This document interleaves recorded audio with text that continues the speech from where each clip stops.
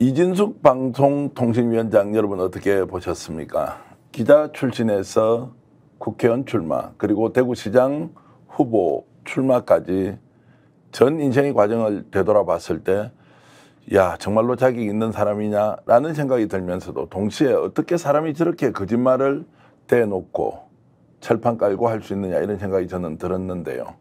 청문회 과정 내내 수없이 많은 질문을 오늘 명쾌하게 해설해 주실 수 있는 분이 나오셨습니다. 고소이 전략의 노정면 민주당 의원 모셨습니다. 어서 오십시오. 네, 안녕하세요. 스픽스 출신 노정면 국회의원입니다. 무엇보다도 이력에 스픽스 뉴스부문 대표라고 되어 있는 거 보니까 저나 우리 제작진들이 굉장히 자부심을 가지고 잘 보고 있습니다. 감사합니다. 네, 제가 스픽스에서 단 4개월 일했지만 지금 굉장히 소중한 시간이었고 많은 것을 언론인으로서 그리고 또 정치를 하려고 마음먹은 상황에서 그 스픽스의 TV부문 대표를 하면서 했던 경험들이 많은 것을 생각하게 해줍니다. 지금도 마찬가지고요. 자, 오늘은 이진숙 방통위원장 얘기 바로 시작하겠습니다. 네. 청문회 이렇게 쭉 하시면서 이진숙 그 당시에 이제 후보 보시니까 이분이 어떤 사람인지 이렇게 좀 평가를 하실 수 있겠던가요? 글쎄요, 뭐 많은 분들이 보고 궁금하셨으리라고 보는데 저것은 거짓말이다 이렇게 판단할 만한 그런 답변들이 매우 많았잖아요. 그럼에도 불구하고 어떻게 저렇게 반복적으로 같은 대답을 할까? 제가 내린 결론은 하나입니다. 자리, 권력에 대한 욕심이 상상 초월이 아닌가. 그러니까 그것을 향해서 그 목적을 향해서 일관되게 달려가고 있는 모습, 그런 모습으로 비춰진 사람이었습니다. 제가 특정인에게 이제 좀 비도덕적이다 또는 좀 반윤리적이다 이런 표현까지는 간혹 쓰기도 하는데 좀 타락한 것 같다 이런 생각이 들었던 것은 특히 법인카드를 쓴 내역 하나하나가 우리가 일반적으로 접근하기 어려운 그리고 그 내용이 금액도 그렇지만 시간 그리고 장소 네. 어떻게 MBC 사장인데 지방 MBC 사장이 저렇게 카드를 쓸 수 있느냐 공적의식이 전혀 없다 이런 생각이 사실 들더라고요. 예. 근데 보이는 것까지 이제 부인을 하던데 왜 그렇게 공적의식 없이 살았을까 이런 생각 들지 않았습니까? 뭐 권력에 취하면 그런 양태가 나타나지 않나 저는 그렇게 판단합니다. MBC 본사에서 본부장 등으로 고위직으로 재직할 때가 이제 김재철 체제였고요. 그리고 대전 MBC 사장이 됐을 때는 적어도 대전 MBC에서는 본인을 통제할 사람이 없었고, 그러니까 권력의 최정점에 있으면서 법인카드 뭐 내가 마음대로 쓰는데 이런 이제 권력에 취하면 돌아볼 줄 모르는 그런 인간상들은 저희가 많이 봤잖아요. 전형적인 그런 양태가 아닌가 그렇게 봅니다. 그럼 과거에 우리가 기억하는 이진숙 기자는 MBC 90년대 초반에 노조 파업을 할 때 정말로 핵심적인 활동을 했던 노조원이었고 네. 그 당시에는 그러면은 언론 자유와 그리고 이제 편집권 또는 이런 독립을 위해서 열심히 뛰었던 사람이라고 우리는 기억하고 있는데 그때도 그분은 혹시 다른 생각을 하고 있었다? 이렇게 추론할 수 있습니다. 뭐 사람의 과거에 대해서 이렇게 규정하는 것이 쉽지는 않죠. 조심해야 되고. 근데 저희가 뭐 멀게는 일제 시대의 그 지사들. 근데 이제 일제 통치 기간이 길어지고 일제 권력이 이거는 이제 안 꺾인다 이렇게 판단됐을 때 변절하는 사람들이 나오잖아요. 뭐 그런 양태일 수도 있고 아니면 그러니까 노조 활동을 한 것으로 이렇게 뭐라고 할까 그 사람의 과거 이력이 포장될 수는 없는 거잖아요. 그리고 뭐 수백 명이 노조원으로 뭐 MBC 같은 경우에는 1,000명 넘는 그 구성원들이 조합원인데 저는 주류를 희구하는 사람들, 주류를 쫓아가는 사람들이 노조 주변에 있는 사례들을 많이 봤어요. 그래서 지금에 이르러서 보면 이진숙이라는 인물이 과거에는 정말 순수하고 또는 권력을 견제하고 언론의 독립을 위해서 노력한 사람이 맞는가라는 심각한 의문을 갖게 됩니다. 그러면 혹시 과거에 노동운동을 했던 사람이나 네.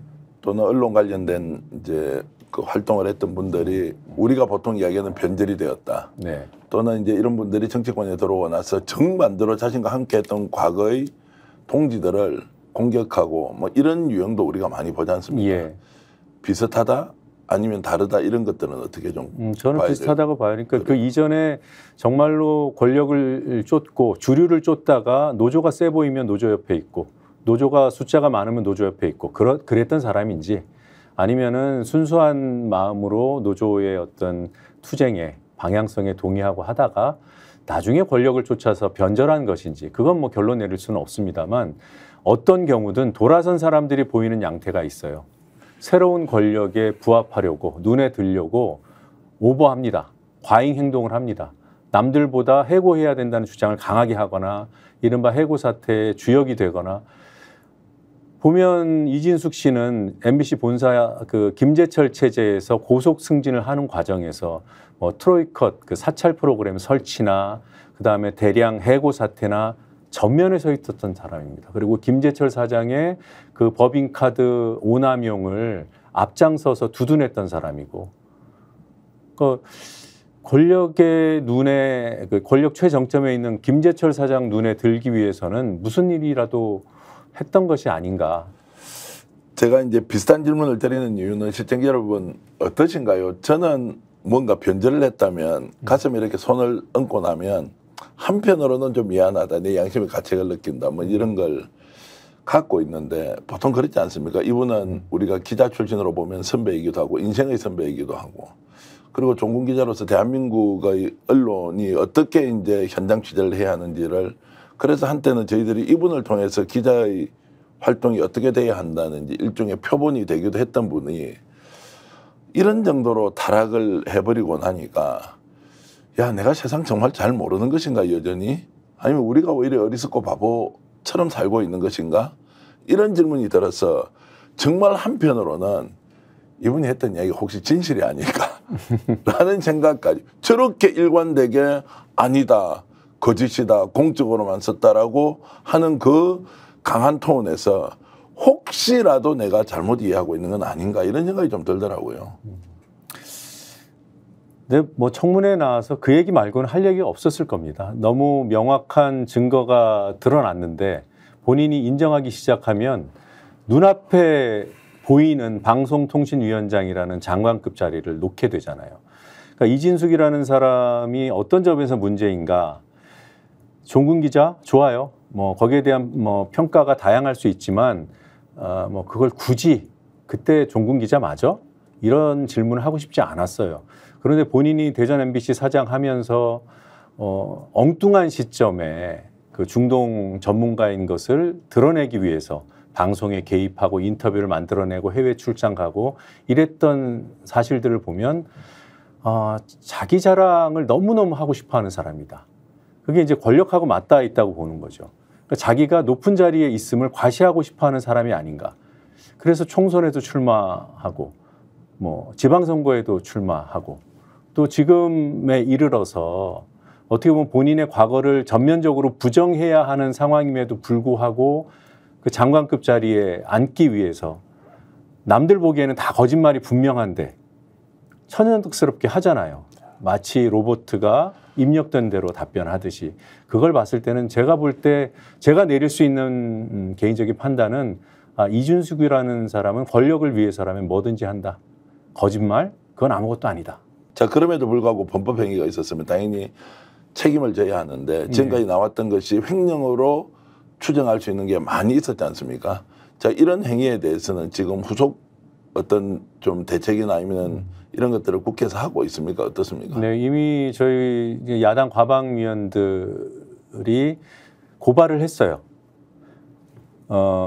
횡령 또는 업무상 배임이 의심되는 그런 사례들, 법인카드와 관련된 그런 부분들을 이미 저희가 이제 경찰에 고발을 한 상황이고, 그리고 이진숙 씨가 국회에 나와서 한 증언들 이런 것들이 이제 위증에 해당되는지 여부를 지금 판단하고 있습니다. 그러니까 장관급 어떤 지위의 후보자로서 청문회에 섰어요. 근데 그거는 이제 증인으로서의 증인 선서를 하고 하는 위증과는 또 성격이 달라서 저희가 증인으로 국회에 세우려고 합니다. 8월 2일에 이제 증인 채택이 돼서 출석을 해야 하는데 아시다시피 그때 뭐 요통이 있다고 안 나왔잖아요. 근데 8월 9일 저희가 청문회를 또 엽니다. 그 청문회는 이진숙 씨가 취임 첫날 박문진 이사, MBC 이사와 KBS 이사진을 교체하는 의결을 하지 않았습니까? 그 의결의 부당함을 규명하기 위한 청문회를 소집을 해놓은 상태이고 거기에 증인으로 이진숙 씨가 채택돼 있어요. 그때 나와야 됩니다. 나오면 똑같은 질문을 받을 거예요. 그러면 청문회 때 했던 답을 반복하면 저희는 바로 위증으로 고발할 겁니다. 자, 그러면은 이제 청문회는 일단 거짓말을 하더라도 현재 국회에서 어떻게 이제 뭐 고발을 한다든지 이렇게 할 수 있는 방법은 없는 것이고 증인 선서를 하게 되면 이제 법적 책임이 당연히 따르기 때문에 진실을 얘기할 것이다. 네, 위증의 죄를 감수해야 됩니다. 그러면 이제 이날은 자기가 이제 핑계를 대면서 안 나왔고 9일까지 안 나올 수 있는 거 아닌가요? 뭐 본인이 안 나오면 안 나오는 거죠. 그러면 이제 안 나온 것에 대한 법적 조치가 들어갈 겁니다. 예. 그러면 지금 이제 이미 탄핵을 이제 국회에서는 통과시켰지 않습니까? 네. 그럼에도 불구하고 여기는 나와야 한다. 그럼요. 그러니까 개인 이준숙이 증인으로 채택된 네. 것이지 방통위원장이어서 채택된 게 아니에요. 네. 그러니까 지금은 직무가 정지된 상태지만 이진숙이라는 사람이 방통위원장 임기를 수행하고 있을 때 일어난 일에 대해서 증언하러 나와야 되는 겁니다. 네. 그러니 지금 직무가 정지됐든 안 됐든 방통위원장으로서 나오는 게 아니라 7월 31일 임기 첫날 했던 일에 대해서 증언하러 나와야 되는 겁니다. 9일날 지금 나온다고 통보가 이제 되어는 있는데 혹시 대답이 왔습니까? 나온다 안 나온다 아직 답변이 없습니까? 네, 통상 그 불출석을 하게 될 경우에는 네. 직전일, 뭐 네. 심할 경우에는 당일 일찍 이렇게 통보를 해오는 경우들이 있습니다. 자, 탄핵을 이제 당했음에도 불구하고 좋다 헌법재판소 최종 결론까지 가보겠다라고 해서 이제 버티게 하는 것은 전임 이제 방통위원장들하고 좀 다릅니다. 네. 그 이유는 뭡니까? 저는 그것도 이진숙 씨의 이기적인 계산이 고려된 것이 아닌가, 개입된 것이 아닌가라고 판단해요. 이동관, 김홍일 그리고 또 이상인 직무대행까지 본인들은 안 버티고 싶었을까요? 본인들은 부당하다고 생각하잖아요. 그래도 2인 체제 의결이 뭐 정상적이라고 할 수는 없어도 위법은 아니다. 이렇게 일관되게 주장을 했어요. 그럼 몇 달 동안 기다려서라도 본인의 어떤 명예를 회복하고 싶었을 겁니다. 그런데 도망갔다라는 그런 평가를 감수하면서까지 사표를 냈잖아요. 사의를 표명했잖아요.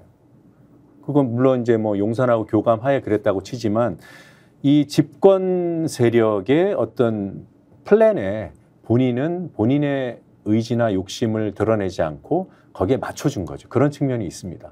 저희가 뭐 런동관, 런홍일 이렇게 비판을 하지만 그런 부분, 그쪽 세력 내에서는 본인의 역할에 충실했구나라는 평가는 할 수밖에 없어요.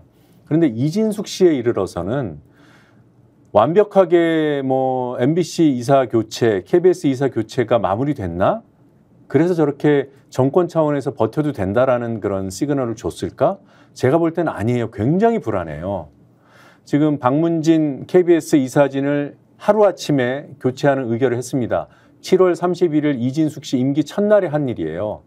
그날 83명을 심의했어요. 단 몇 시간 안에. 그러니까 한 사람당, 지원자 한 사람당 1분 채 못 봤을 겁니다. 서류를. 그래 놓고 정상적인 심의 의결을 했다고 할 수 있을까요? 그러니까 이거는 탄핵 사유도 되지만 동시에 그 효력정지 가처분 신청의 대상이 됩니다. 이미 신청이 돼 있고요. 만약에 법원이 그걸 인용해버리면 어떡할 거예요? 그러면 이진숙 씨는 탄핵을 한번 판단을 받아보겠다고 지금 버티고 있잖아요. 그럼 한 5개월 정도는 지금 방통위가 못 돌아갑니다. 그런데 정권 입장에서는 그럼 MBC라도 그러면 이사진을 교체했다고 볼 수 있나? 아직 모르잖아요. 그런데 어떻게 버티죠? 저 모른다는 것은 이미 이제 임명은 했지 않습니까? 임명했지만 네. 집행정지 가처분이 인용이 되면 네. 무의가 되는 겁니다. 네, 예. 본안 소송 결과가 나올 때까지 그 판단은 보류되는 거죠. 그러면 현재 박문진 이사가 임기를 더 이어갈 수도 있는 거예요. 자, 그러면 지금 KBS든 MBC든 박문진 KBS 이제 그 이사회 이사 이렇게 이제 임명해놓고 가처분 신청했는데 예. 이것 결론은 언제 납니까? 지금 8월 9일로 예. 기일이 잡혔습니다. 네. 왜냐하면 8월 12일까지가 박문진 이사 임기예요. 네. 13일부터는 새 이사진의 임기가 시작됩니다. 그러니 이 이사진을 교체하는 의결에 문제가 있다면 8월 12일 전에 결론을 내려주는 것이 맞죠. 그럼 굉장히 중요한 지금 결정이 법원에 지금 남아 있는 거네요. 8월 그렇죠. 9일 날요. 네. 전망 어떻게 하십니까? 그건 뭐 법원이 어떻게 할지는 아무도 모르는 거예요. 그래도 민주당에 뭐 법률가들도 많고 당연히 그 당직에서 이런 근데 상식적으로 보면 예. 아까 말씀드린 대로 KBS 이사 52명, 예. 이사 지원자 52명, 그리고 MBC 31명, 예. 합쳐서 83명을 하루 동안에 다 본 거예요. 예. 하루 동안에 다 봤다고 스스로 인정해요. 왜냐하면 그 이전엔 볼 수가 없어요. 그건 비밀 자료이기 때문에 그 이전에는 볼 수가 없어요. 임기 시작한 그날 김태규 부위원장하고 이진숙 위원장이 그날만 볼 수 있었던 서류예요. 근데 그날 오후 5시에 전체 회의를 했는데 그 전에 취임식도 했죠. 밥도 먹었죠. 그리고 나서 전체 회의를 하는데 전체 회의에서는 방송통신 부위원장 김태규 씨로 호선했어요. 그리고 이진숙 기피 신청이 들어와서 거기에 대한 각하 결정도 내렸어요. 그리고 83명에 대해서 전부 다 심의를 하겠다는 후보자 의결도 합니다. 지원자가 83명인데 후보자가 83명으로 의결이 돼요. 그걸 가지고 심의를 해서 13명으로 추립니다. 자, 몇 분 동안 심의를 한 겁니까, 그러면? 지금 제가 말씀드린 이 안건 4개가 예. 2시간 동안에 다 끝난 거예요. 예, 예. 그래서 1분도 안 걸렸다고 말씀드리는 겁니다. 네, 예. 한 명당 1분도 안 들어갔을 것이다. 거기에다가 어떤 총국이 벌어졌냐면 김태규, 이진숙 두 사람이 각 이사진 구성을 놓고 투표를 합니다. 합의가 안 돼서 7, 8번씩 투표를 했다는 게 사무처장, 방통위 사무처장의 국회 증언이에요. 심의한 시간이 없어요. 서로 나는 이 사람 시키고 싶어. 나는 이 사람 시키고 싶어. 그래서 KBS 이사 11명을 뽑아야 되는데 7명밖에 못 뽑았어요. MBC 이사 9명을 뽑아야 되는데 6명밖에 못 뽑았어요. 박문진 이사 9명을 뽑아야 하는데 6명밖에 의견 합의가 안 돼서 합의가 안 됐어요. 조율도 못한 거예요. 예, 예. 왜? 심의를 충분히 못했기 때문에 네. 조율할 명분도 없는 거죠. 그냥 명단만 있는 거예요. 그러니까 합의가 안 되는 거죠. 그래서 제가 볼 때는 상식적인 재판부라면 이거 가처분 인용해줘야 됩니다. 네. 이게 다른 것도 아니고 공영방송의 이사진을 교체하는 거잖아요. 이렇게 결정해도 됩니까? 말씀 들어보면 그럴 가능성이 높을 것 같은데 본안에서 다루어서 절차상 하자가 없다고 하면 그때 가서 본안에서 판사가 판결을 하면 되는 것이지. 그렇죠. 이 과정은 상당히 문제가 많으니까 충분히 가처분 신청을 하는 사람들의 의견을 인용할 만하다 이렇게 될 것 네. 같은데요. 방통위가 이사들을 뽑으니까 뭐 방통위가 뭐 알아서 하는 거 아니야 이러실 수 있지만 공영방송의 이사를 뽑는 방식이 법에 규정돼 있고 네. 거기에 따라서 방통위가 전체 회의 의결을 통해서 계획을 세우고 거기에 따라서 절차를 진행하는 겁니다. 3년 전에 KBS 이사 뽑는데 후보자를 선정하고 최종 의결을 할 때까지 21일이 걸렸습니다. 3주가 걸렸어요. 왜? 다 면접을 해야 되니까. 그리고 MBC는 뽑는 인원이 적잖아요. 그러니까 지원자도 좀 적잖아요. 그러니까 후보자를 추려놓고 최종 의결을 할 때까지 7일이 걸렸습니다. 그거를 2시간 만에 뚝딱 해치웠어요. 길게 봐서 2시간입니다. 이걸 누굴 설득을 시키겠냐고요, 이거를. 결국 9일 날 사탕이 발칵 뒤집힐 만한 일이 생길 수도 있겠네요. 그럴 수도 있는데 이진숙 씨가 버티겠다고 한 거죠. 네. 그러니까 제가 볼 땐 이거 도박을 건 거예요. 정권 차원의 도박이에요. 네. 그러면 이진숙 씨는 왜 이 도박을 할까? 이진숙 씨 개인만 생각하면 이 도박해야 돼요. 장관급 자리가 걸린 건데 5개월 놀아도 기본급은 나오거든요. 아, 그렇습니까? 나와요. 참 저도 답답합니다만 예. 법이 그렇습니다. 월급 받고 일 안 하고 5개월 있다가 헌재는 지금 인원 구성이 정권에 유리하잖아요. 네. 그래서 유리한 판단이 나오면 장관급 자리 계속 유지하는 겁니까? 유지하는 거예요. 그리고 또 마치 이제 개선 장군처럼 또 코스프레 할 수도 있고 이진숙 개인으로 보면은 당연히 버텨야 되는 겁니다. 이거는 이동관, 김홍일, 이상인 앞서서 탄핵 발의됐던 사람들 탄핵 의결되기 직전에 사표를 내서 도망쳤다라는 비난을 받았던 이 사람들 그런 비난 받고 싶었을까요? 그럼에도 불구하고 정권 차원의 프로그램에 나름대로는 협력한 거죠. 그래서 빠져준 거죠. 이진숙 씨 안 빠지고 싶은 거예요, 본인이. 이 자리가 너무 좋은 거겠죠. 너무 좋은 거죠. 어떻게 잡은 기회인데. 그러니 정권 차원의 프로그램은 안중에 없는 겁니다. 제가 만약에 이 역할의 당사자라면 저는 버티고 싶지만 서로 혹시라도 이거 집행정지 인용돼 버리면 이거 큰일 납니다. 네. 그러니까 제가 빠져주는 게 맞습니다. 이래야 되는 거 아니에요? 그래야 이제 정치적 부담이 적겠죠. 그렇죠. 네. 조금 더 앞으로 나가서 실제 헌재에서 제대로 한번 그 탄핵 정부에 대해서 심판을 하면 어떤 결론이 나올 것 같습니까? 저는 2인 체제에 대한 그 판단은 정말 하기 어려워요. 그러니까 상식적으로 보면 5인으로 구성되어 있는 합의제 기구가 2인으로 유지된다? 그럼 말이 안 되죠. 네. 그럼에도 불구하고 법은 해석의 여지는 있잖아요. 그래서 뭐 행정법원에서 서울 고등법원에서 그 이제 권태선 이사장 그다음에 YTN 매각 문제 이런 문제를 놓고 가처분 집행정지 그 심판을 했을 때 결정문에 위법 논란이 있을 수 있다라고 얘기를 합니다. 그런데 위법하다라고 단정하진 않아요. 그러니까 어떻게 될지 모르는 거예요. YTN 같은 경우에는 본안에서 다퉈라 이거고 권태선 이사장 같은 경우에는 입법 취지에 반할 수 있다라고 이제 판단을 했습니다. 그럼 이거를 위법이다 아니다 지금 상태에서 누구도 단정할 수는 없죠. 이걸 가지고 법관들 그것도 지금 이 정권 들어서 구성이 바뀐 헌재에서 판단을 한다면 이렇게든 저렇게든 법리 구성이 가능할 거라고 저는 봐요. 그래서 2인 체제만 가지고 본다면 대단히 불리하다. 네. 현실적으로는. 그 법관, 재판관, 헌법재판관의 구성 비율 때문에 저는 대단히 불리하다고 정무적으로 판단합니다. 그런데 이진숙에 대해서는 7월 31일 전체 회의 의결의 불법성을 얹었어요. 그건 아무리 윤석열 대통령 쪽에 서 있는 그런 재판관이라 할지라도 쉽게 동의해주기 어려울 겁니다. 예년의 사례가 있고 그리고 또 한 번도 면접을 안 하고 뽑아본 적이 없어요. 공영방송 이사를. 근데 이번에 면접을 안 했어요. 이런 절차적인 중대한 흠결을 어떻게 법리적으로 그럴싸하게 포장을 해서 국민께 이래서 우리는 이진숙 탄핵이 부당하다고 판단합니다라고 할 수 있을까? 저는 7월 31일에 이 무리한 그 의결, 박문진 KBS 이사진 교체 의결이 결국을 정권 차원의 발목을 잡지 않을까 저는 그렇게 조심스럽게 전망을 합니다. 그런데 뭐 6개월쯤 뒤의 일이고 당장 이제 네. 8월 9일 날 가처분 이제 신청이 인용되지 않으면 그대로 이제 박문진 이사가 임명이 되지 않습니까? 그렇죠.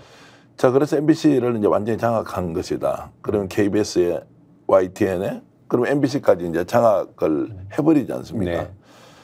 그러면은 실제로 정권 유지에 큰 도움이 됩니까? 이제 정광석화라는 얘기를 하잖아요. 예. 좋은 일이든 나쁜 일이든 특히나 나쁜 일은 빨리 해치워야 부작용이 덜하다. 어차피 할 일이면. 그런데 윤석열 정권 만 2년이 지났습니다 이미. 그렇죠? 그러니까 2년 동안에 MBC 장악 못한 거예요. 그리고 마지막에 이제라도 해야 된다라고 쓴 카드가 이진숙 카드였어요. 그리고 이진숙 카드가 얼마나 바닥인지는 청문회를 통해서 다 드러나 버렸습니다. 이진숙 씨의 법카 사용 내역에 대한 평가는 여야 불문, 보수 진보 불문 아니겠습니까? 그래서 지금 아니 도대체 이제 뭐 소위 보수 또는 여권 진영의 사람들 제가 빙의해서 이제 얘기를 좀 해보면 아니 우리 진영에 사람이 이렇게 없어? 어떻게 나도 두둔해주기 어려운 사람이 이 앞에 나온 거야? 이런 생각을 하지 않겠습니까?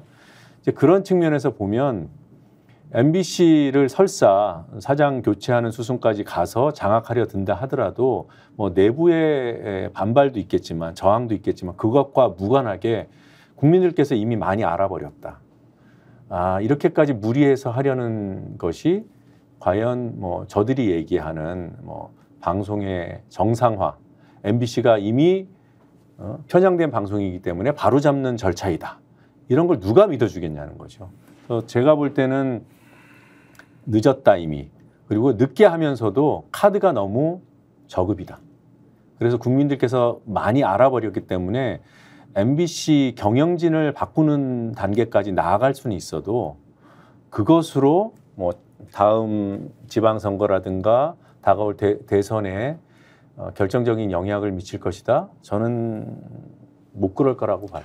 MBC 내부에서는 상당히 반발하고 있지 않습니까? 네. 그러면 이 반발 때문에 이제 파업이나 아니면 강경 이제 그 투쟁을 좀 만들어 가지고 뭐 국민들을 상대로 MBC 지키자 이렇게 이제 운동이 이어질 것 같은데 그러면은 정말로 폭력적으로 탄압을 하거나 또는 사법 처리를 하거나 이런 이제 과거 우리가 기억나는 MBC 파업과 그다음에 구속 사태 이런 것들이 생길 수도 있다고 보십니까? 저는 그런 거는 정말 상상도 하기 싫어요. 네. 전망하는 것도 저는 입에 안 담으려고 합니다. 예. 그거 좀 이해를 해 주십시오. 뭐 예. 잘 알겠습니다. 그건 쉽게 당하진 않는다. 그리고 정권도 이진숙 카드까지 쓴 걸 보면 여기에 사활을 걸었다고 봅니다. 그래서 저는 가처분 이제 결정을 할 재판부께서 혹시 네. 이 방송을 보고 계시다면 정말 간곡히 호소드리고 싶어요. 상식적으로 판단해 달라. 그리고 그 판단에 따라서 정말 예상치도 못한 일이 벌어질 수도 있다.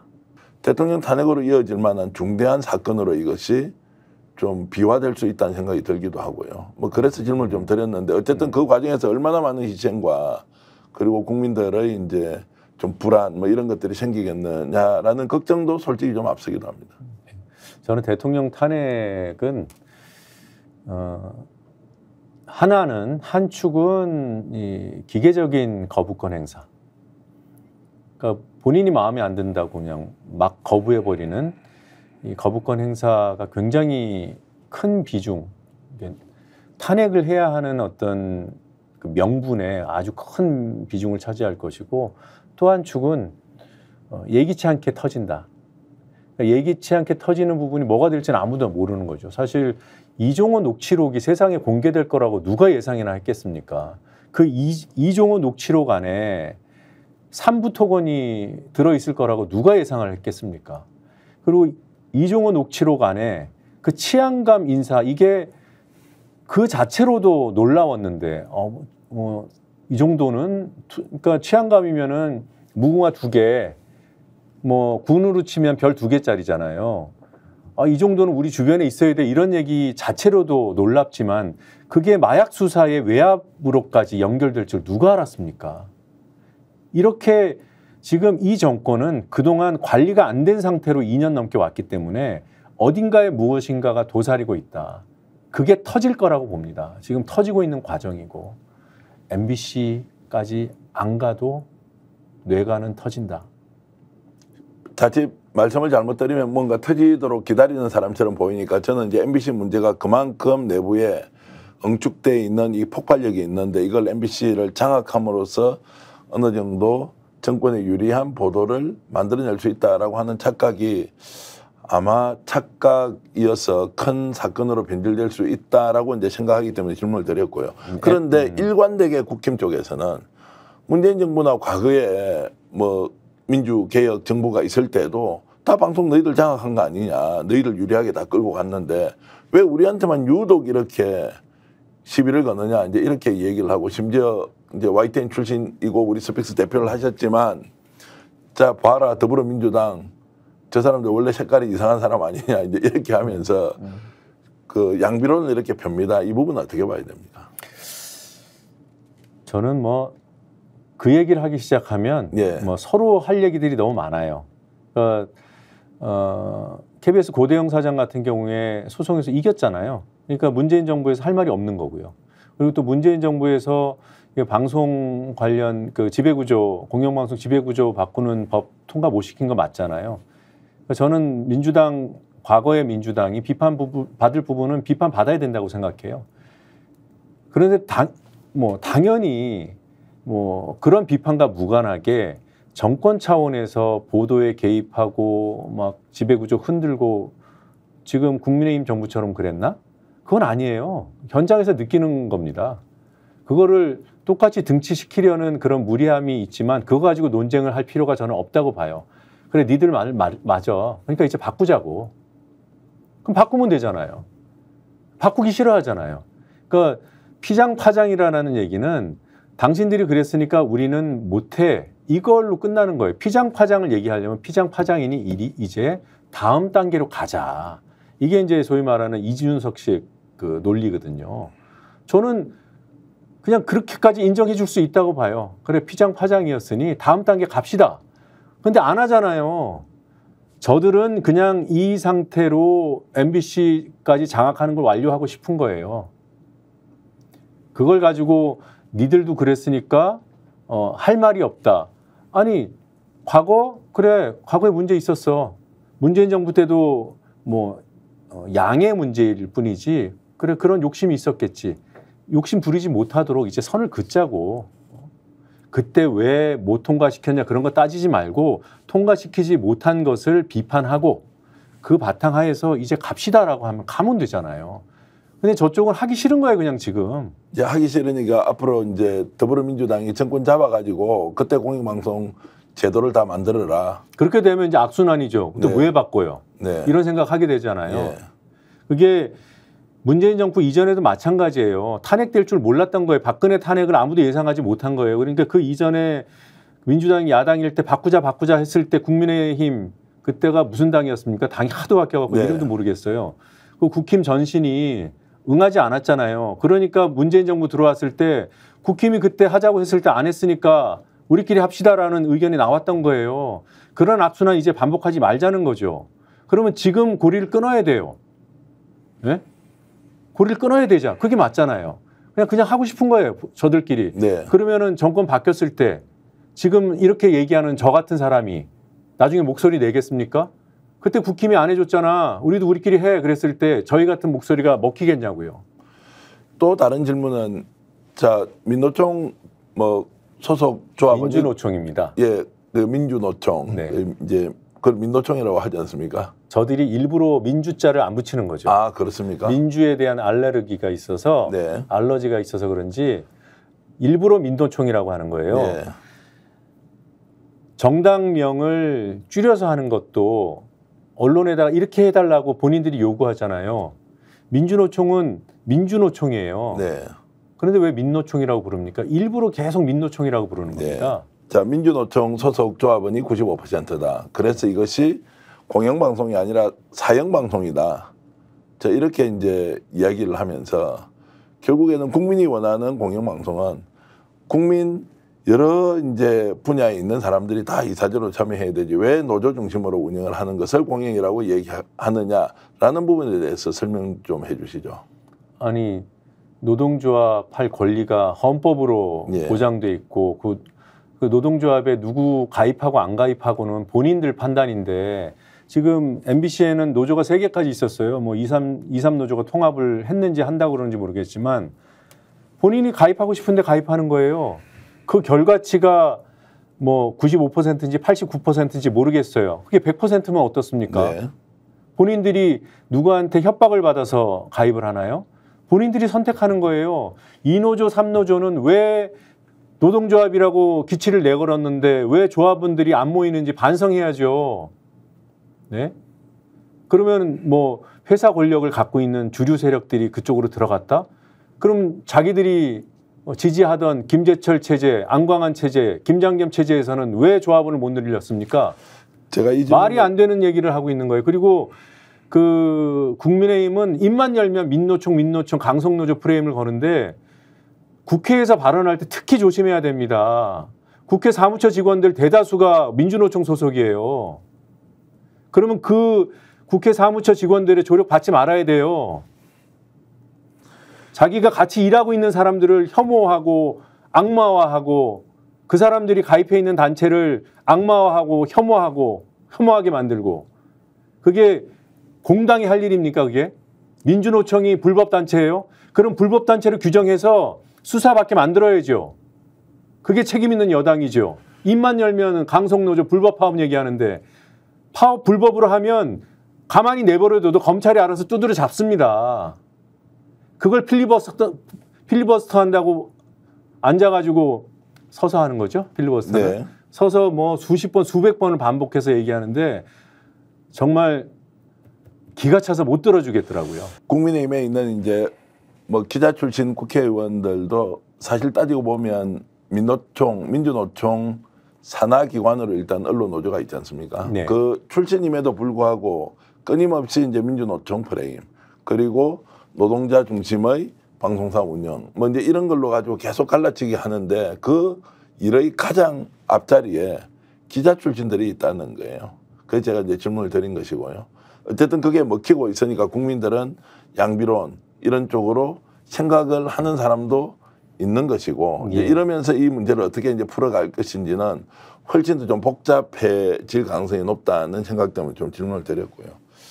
다시 좀 돌아가서 말씀을 드리면 이진숙 위원장을 통해서 윤석열 대통령은 방송만 장악하면 아무 문제가 없다. 그래서 이것이 앞으로 정권 운영을 위해서 필요한 것이다. 아니면 지금까지 당했던 것을 어떤 식으로든 안갚음을 해주자. 어느 쪽으로 봐야 됩니까? 이준숙 씨 여쭤보신 거죠? 예. 저는 후자라고 봅니다. 예. 대갑자. 지금 참 재밌는 거 하나가 최근에 있었는데 MBC의 차기 사장에 대한 논의가 여권 주변에 있어요. 특히나 그 언론계 MBC 출신이 해야 된다는 얘기를 합니다. 그 얘기는 2017년을 기점으로 퇴출됐던 MBC 출신들 이제 MB 때 그다음에 박근혜 정부 때 MBC를 장악하고 탄압하고 대규모 해직 사태를 일으켰던 그 장본인들이 2017년을 기점으로 퇴출당하면서 피해자 코스프레를 해왔단 말이에요. 이 사람들은 이 세력이 다시 MBC로 되돌아가고 싶은 거예요. 그러니까 신문 출신 안 된다. 뭐 박민을 KBS 사장 시켜놨더니 제대로 하는 게 없다. 이런 얘기를 하잖아요. 이 사람들은 보복 심리로 똘똘 뭉쳐 있는 것이 아닌가. 거기에 뭐 누구는 국회의원으로 들어오고 누구는 공기관장으로 들어가고 누구는 방송통신위원장이 되고 이렇게 역할을 하고 있는 것이다. 저는 그렇게 봅니다. YTN도 마찬가지예요. MB 때 박근혜 때 그야말로 정권편 들다가 2017년 때 이제 문재인 정부 들어서면서 다 퇴출됐던 사람들 그 사람들이 지금 뭐 그 YTN 민영화를 통해서 사영화를 통해서 경영진으로 컴백하고 유일임 씨는 방송통신심의위원장으로 가고 이런 것들이 조직적으로 쭉 국민의힘과 궤를 같이 하면서 권력 주변을 맴돌다가 이 사람들이 뭐 국민의힘의 무슨 언론 전문가 그룹처럼 행세를 하다가 이번에 권력 요직으로 곳곳에 포진하게 되는 거죠. 그렇기 때문에 지금 국힘이 쓰고 있는 국힘 정권이 이제 골라서 쓰고 있는 사람들은 하나같이 다 MBC, YTN 등 과거 MB 박근혜 정권 때 전면에 섰던 그래서 부역자로 낙인 찍혔던 사람들입니다. 그 연장선상에서 봐야지 뭐 어떤 방송 정책의 선진화, 뭐 공영방송 체제를 조금 더 공고히 하고 뭐 이런 그런 명분 또는 그걸 다 떠나서 그런 명분 이전에 권력을 좀 더 탄탄히 하겠다라는 그런 명분에라도 다 있는가? 저는 아니라고 봅니다. 그러니까 이제 보수 정치 이념을 구현하기 위해서 방송의 공공성을 보수적 관점에서 무엇을 해보자 이런 것이 아니라 결국 이제 자기들끼리 좋은 자리 나눠서 직장으로 네. 일자리로 이렇게 생각하면서 하는 가능성이 더 높다 이렇게 봐도 그러니까 되겠죠. 다 이제 법원에서 판단을 받았던 예. 사람들이 지금 컴백하는 거 아닙니까? 이진숙 씨 트로이카 심었다가 그 민사 재판에서 그 배상 책임이 인정된 사람이에요. 그리고 뭐 다른 인사들도 그 심지어는 그 노조 탄압으로 형사 처벌을 받았던 사람들도 다수고. 그 제가 방송장의 과정을 이렇게 쭉 보면 결국에는 권력을 사유화하는 그러니까 국힘 집권 세력 그리고 이제 국정운영의 책임 집단으로서 뭔가를 하는 게 아니고 자기 그냥 가깝게 있던 사람 생각 비슷한 사람 일자리 나눠주듯이 이렇게 권력을 사유하면서 정말로 공직을 그냥 갈라먹기 한다는 느낌, 이게 너무 많이 들어서 네. 지지하든 지지하지 않았든 너무 수준이 떨어진다 지금 하고 있는 게. 그리고 대통령이 이번에 이준숙 그 위원장에게 뭐라 그랬습니까? 수고 많았다고. 그 수고 많았다고 할 얘기가 아니지 않습니까? 고생을 많이 했다고 했던 이제 이 모습을 보면서 야, 이게 뭐냐, 이거 어떻게 우리가 받아들여야지 이런 생각이 좀 들었고요. 그것이 좀 더 확장되면 지금 김건희 여사를 중심으로 한 국정농단, 이종호 세력, 그리고 삼부토건, 마약 사건에 개입했던 여러 가지 일들이 같이 이제 연결되고 있으면 결국 이번에 이준숙을 통해서 윤석열 정권이 본질적으로 어떤 정말로 정체성을 가지고 있는지 그대로 드러낸 거 아니냐라는 생각은 들더라고요. 예, 뭐 윤석열 정권의 특히나 언론계 인사들은 그 초기 대통령실에 들어간 그룹이나 또 국민의힘과 뭐 이러저러한 행사들을 같이 하면서 주변에 포진하던 사람들을 보면 이게 이제 와서 사람 구하기 어렵다 이게 아니라 애초에 국민의힘 윤석열 정권은 이 복수혈전을 꾀하던 사람들한테 포위돼 있었어요. 뭐 다른 얘기로 하면은 공생관계를 형성해 왔습니다. 대선을 치르는 과정부터. 그러니까 지금은 대통령실, 용산에서도 어쩔 수 없을 겁니다. 이 사람들 말고는 쓸 사람이 없는 거예요. 이 사람들이 그 용산 또는 국민의힘 정권을 포위 내지는 그 요소에 포진해 있는 상태로 권력을 잡았고 지금에 이르렀기 때문에 이 사람들을 중용하지 않고서는 이게 다 깨져버리는 거죠. 상식적이고 합리적인 보수적 성향을 가진 사람은 들어갈 마음도 없는 거 아닙니까?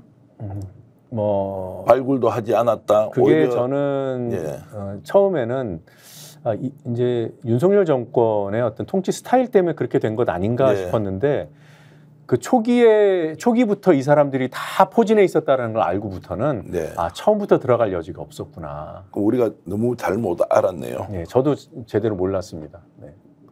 그 원래 이제 알고 있던 사람들 다 쓸 때까지 자리 만들어서 끼워 넣고 국민적 반발이 있든 없든 야당의 반대가 되든 안 되든 협치 이런 거는 필요 없는 것이고 우리 사람들 자리 챙겨주고 거기에서 권한 실컷 뭐 이용해라 이제 이렇게 갔다는 것이고 그 중에서도 제가 볼 때 이진숙 씨는 제일 후순위였을 것 같아요. 이진숙 뭐 방송계는 아니지만 김문수 이런 분들은 제일 후순위였던 것 같습니다. 근데 이제 더 이상 인력 풀이 없기 때문에 뭐 가장 후순위였던 사람들까지 쓰는 지경에 오지 않았나. 역설적으로 거의 다 온 게 아닌가. 그럼 윤석열 대통령이 이런 이제 인사 스타일에 대해서는 적나라하게 표현을 해주셨고 그런데 왜 김건희 여사한테는 저렇게 의존적으로 국정 운영을 사실상 맡기다시피 저렇게 하는 겁니까? 저는 이렇게 이분법적으로 보지 않습니다. 그래요? 지금 이런 상황도 이 V2가 V1처럼 이미 다 개입하고 있는 거 아닌가라는 의심을 거둘 수가 없는 게요. 대통령실 초기 언론계 멤버들 세팅될 때부터 이 사람은 여사 쪽 라인이다 이런 평가들이 많았습니다. 이걸 뭐 공식적으로 아직 확인을 못 하고 있습니다만 뭐 이 사람은 여사 쪽 라인, 저 사람은 대통령 라인 그런 게 있을 수 있을까요? 같이 한 덩어리지. 저는 김건희, 윤석열 이 분들을 둘로 나누는 거 자체가 좀 잘못된 접근이라고 봐요. 공동정부라고 봅니다. 공동정부라고 보는데 오히려 우위가 V0가 김건희 여사다 뭐 이런 것은 이제 농담으로 그냥 하는 것인지 왜냐하면 국정 운영이 우리가 일반적으로 예상하는 전망하는 방식대로 전혀 가지 않고 엉뚱한 게 아니라 상상도 하지 못했던 일이 매일 벌어지지 않습니까?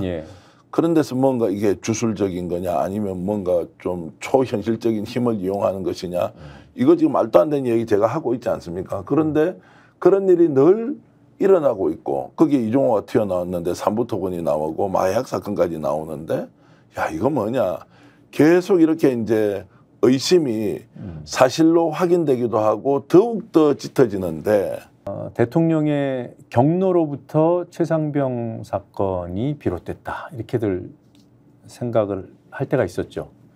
저도 아, 대통령이 스스로 뭘 하는 것도 있나 보다 이렇게 생각을 했는데 막 파고 들어갔더니 꼬리에 꼬리를 물고 가다 보니까 이종호 씨가 나온 거잖아요.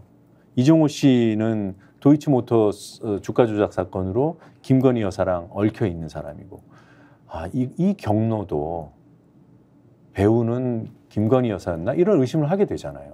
그러니까 그래서 이 공동정부라는 생각을 안 할 수가 없는 상황이고, 지지율 30%는 글쎄요, 그 수치의 의미는 저는 없다고 봅니다. 의미가 없다. 확 올라온 적이 없고요. 지금 집권 2년 차가 되도록 계속 30%대 뭐 그러다가 20%대로 떨어지기도 하고, 이제 모든 조사가 다 이제 그렇게 이제 일관되게 나온단 말이에요. 그리고 부정이 2배 이상 항상 높고, 뭐 그걸로 이미 충분한 국민의 평가는 나온 거 아닌가.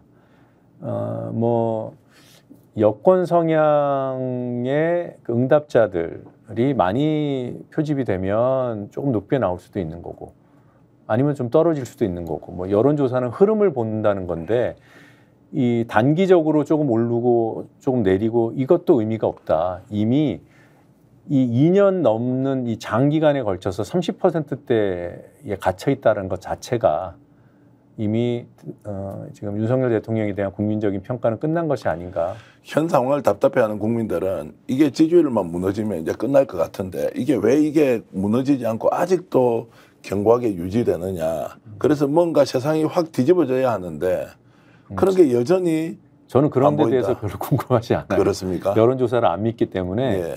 뭐 흐름만 본다는 거지만 흐름이 이미 아까 말씀드린 대로 제 눈에는 흐름이 그거예요. 네. 2년 넘도록 움직이지 않는 정권은 희망 자체가 없다. 국민이 희망을 버린 거다. 종착역으로 가고 있다 이렇게 보십니까? 저는 그렇게 봅니다. 임기를 다 채울 수 있다 없다 뭐 이 질문도 물론 이제 답변하기 곤란하시겠지만 뭐 이대로 가면 임기 채우겠습니까? 채울 수 없다라고 통치 이제 스타일을 바꿔야 임기를 채우죠. 근데 바꿀 가능성이 있습니까? 없어 보이지 않습니까? 그러니까 저는 그러니까 이런 것들이 저 스스로는 예. 정말 의미가 없다고 생각해요. 예. 상황이 되면 닥치는 것이죠. 우리가 대통령 탄핵으로 보면 1년 뒤가 될 것이다, 2년 뒤가 될 것이다. 그런 전망이 얼마나 답답하면 그런 전망이라도 하고 싶을까요? 저는 네. 정치인은 거기까지만 읽으면 된다고 보고요. 네. 상황은 언제 닥칠지 모르기 때문에 대비해야 되는 것이고, 우리는 지금 이 무도한 권력을 탄핵하기 위해서 노력하는 것이 아니라 이 아무리 무도해도 이 무도함을 조금이라도 막아보려고 노력하는 것이고, 그럼에도 불구하고 무도하면 이 무도함을 국민께 속속들이 보고 드려야 되는 것이고 그 역할을 충실히 하면 되는 것이다 라고 생각합니다. 말로 아무리 뭐 6개월 안에 탄핵시키겠습니다. 이게 무슨 의미가 있습니까? 그런 거는 제가 볼 때는 국민들께서도 욕을 안 하셨으면 좋겠어요. 네. 청문회 말미에 노영민 의원이 이런 얘기 하더라고요. 임명할 줄 내가 알지만 왜 우리가 이렇게 알려야 하느냐. 국민들이 이 사실을 확인해야 하고 당신은 대답할 의무도 있고 이런 말씀을 아주 열띠게 할 때는 약간 애국가 듣는 기분도 좀 나더라고요. 그게 아마 많은 국민들이 실제로 국회의원으로서 노정민 의원이 해야 할 일을 오히려 잘 이제 그 반영해 준 것이라고 생각하는데, 앞으로 이제 활동은 언론을 중심으로 어쨌든 지금 활동하시지만 이 활동과 앞으로 또 국회의원으로서 하실 일 어떤 방향을 갖고 계신지 말씀 좀 주시죠.